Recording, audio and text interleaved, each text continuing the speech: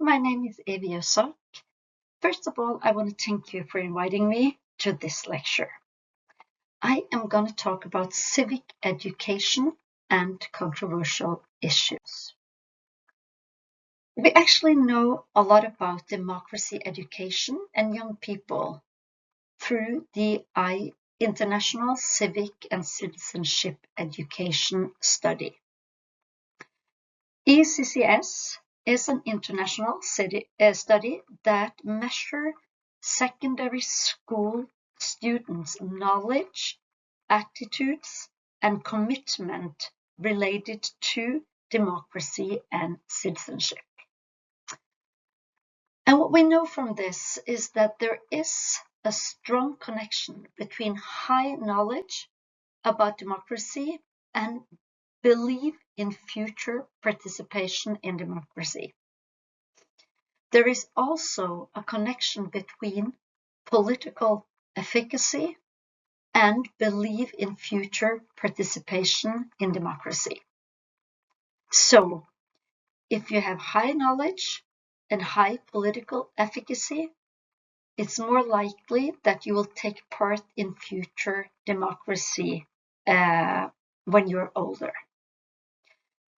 So this could tell us that it's important for teachers to work both with knowledge about democracy and its processes and political efficacy with young people. But before that, we have to go into the concept of political efficacy. It comes from Bandura, and he says it's the conviction that one can successfully execute the behavior required to produce the outcome.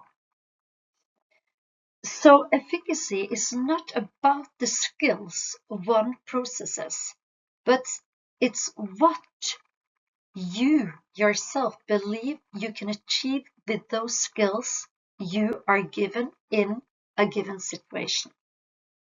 So it has a lot to do with actually self-confidence. When we talk about political efficacy, we separate them in two, and we talk about internal and external political efficacy. Internal is the individual's belief in their own ability to understand politics and participate, and how effectively they can participate in politics. It's about feeling confident in your own ability to follow news and to speak up your meanings in a discussion or in a classroom. The external political efficacy is a belief, the way you believe that the political system are responsive to citizens' demands. So if you have high political efficacy, you both have an internal and an external belief in your own ability concerning to politics. In our study, we have interviewed teachers, students, and school leaders, and we have also done classroom observations in various schools. And when we look into this data, we find a lot of similarities among the different schools and the teachers and the students. But we also find some very important and interesting differences. One of the main findings show us that teachers' openness and awareness towards the use of controversial topics as part of teaching is crucial for students' political efficacy.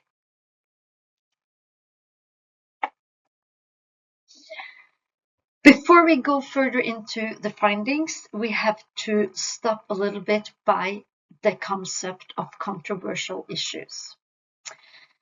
In research, one controversial issue various criteria are used to determine what makes something controversial. And of course, this varies from country to country, from place to place, and actually also from classroom to classroom. But we talk about behavior controversial issues.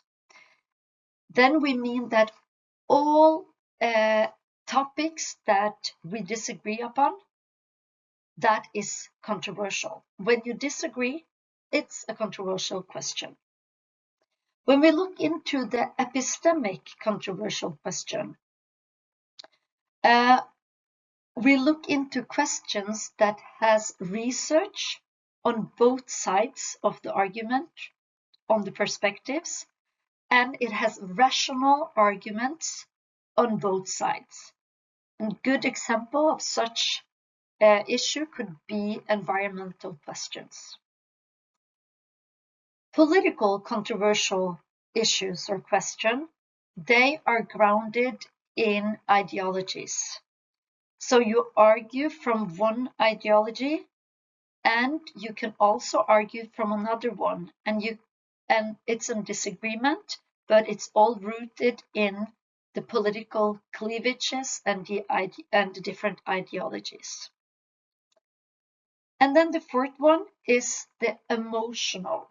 And then it's very important for me to underline that all controversial question is emotional.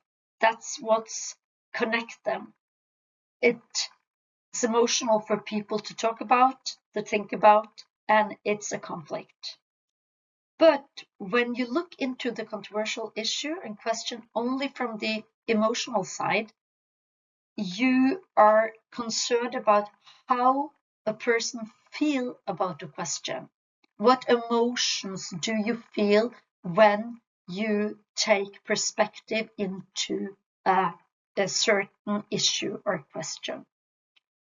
So, for example, if you go into the question of abortion, some people feel very strongly about it, and you can talk about it, and you can argue about it, and you can work in the class about it through emotions.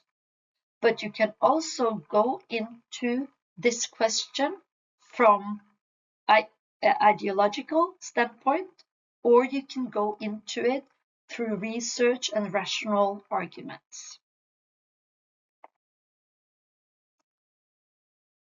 So what we find is that the teachers at school that do succeed in increasing students' political efficacy tend to have a more open and conscious approach to including controversial issues in civic education.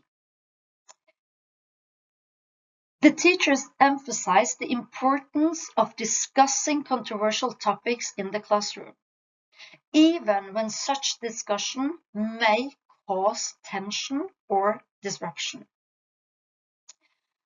At the schools that manage to level out background differences and increase the political efficacy, argue that students are confronted with controversial questions and issues in many contexts regardless, and that they need the school and the teachers and the classroom and social study to help them make sense of these issues.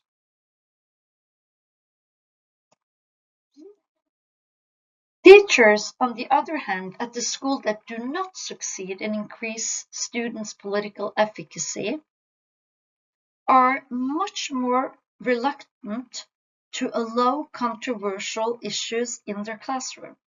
And the reason why they are reluctant to this is that they are concerned that they may hurt the feelings of their students because it will become more personal. One teacher at school K1, for example, avoid all discussion about religion, ethnicity, and economy in his class. Another teacher at one of the schools that do not succeed in increase political efficacy among his students says that I try to steer a discussion away from controversial if it's something that could trigger discomfort in my class or to my students. It's also a difference in how the teacher understands the concept of controversial issue. The school that succeed to increase the students' political efficacy tend to understand controversial issues as those that can be related and argue from multiple sides. Epistemic controversial question, or as matter of ideological disagreement, political perspective. At the schools that do not succeed in increasing the teachers primarily look at controversial issues as those that are divisive and evoke strong emotions. So we also asked the Norwegian teachers and the Norwegian students what's controversial in their classroom. And they listed up a variety of issues that at this point was controversial.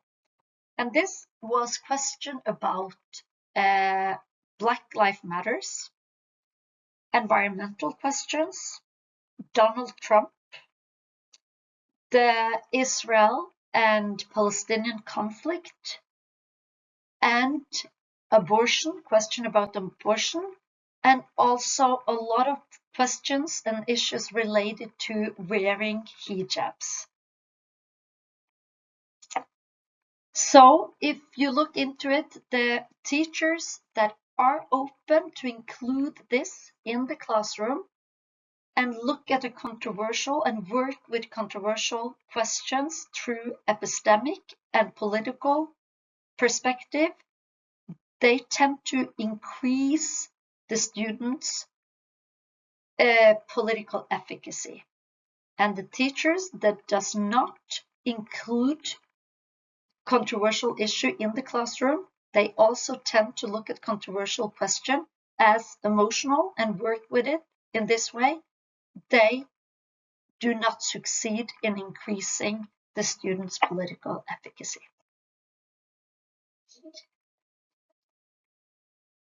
So we see that in schools that succeed increasing the students' political efficacy, teachers are more likely to shift controversial issue away from students' subjective opinions and personal experience and towards the academic perspective.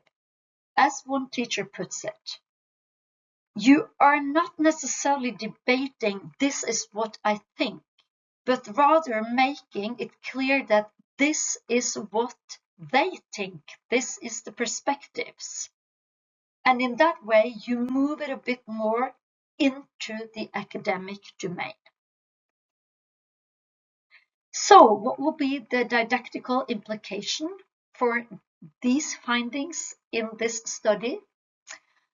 Yes, it's not about if you teach controversial question, because we found that all the classroom, they include to a certain point some political controversial questions. So it's not about if you do it, it's about how you do it.